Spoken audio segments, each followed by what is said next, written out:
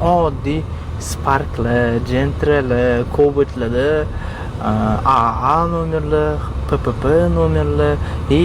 Savolim nimadan iboratki, qimmat mashinalar yo'q-da, lekin bilamanki shu mana bu yerda ham VVV 777 hamma shunaqa nomerlar. Men bilamanki uni menga aytishardi, Qo'qonliklar bolingni ko'rsatmaydi deb aytishardi. Men siz ham aka Range Rover 5 oydan beri iltimos qilib ko'rsating siz yo'q ko'z qilmayman deb iltimos qilib mana ko'rsatdingiz. O'zi hamma Qo'qonliklar shunaqami? Diyorbek, bu hammamiz o'sha avlod ajdodimizga taqaladi. Bu bizni bobolarimiz, bizni otalarimizlar shunday o'sganki, ko'zlik siz bilan bizga xos emas. Bu bu marka faqat ehtiyojni chiqarish uchun. Shu undan tinchgina o'sha shaharda hozirgi kunda eng yaxshi mashinalardan biri shu Gentra'mi yo Malibu'mi, shahar o'zi kichkina.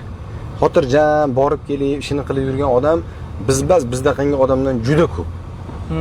Bu katta mashinalar, bu qanaqadir bir встречаlarga yo bo'lmasa bir Toshkentga o'sha borgani, oilaviy, ota-onani solib, farzandlar bilan yurgani bular durust bo'ladi. O'shanga ko'proq katta mashinalarni faqat shu Toshkentga, yo'lga, safarga chiqqanda olib chiqib minishadi. Shaharda ichida o'sha oddiy kim bo'lishidan, qanaqa ish qilishidan qat'iy nazar, kasbiy jihatdan qat'iy nazar o'sha oddiygina o'zimizga chiqqan mashinalar bilan yurilaveradi.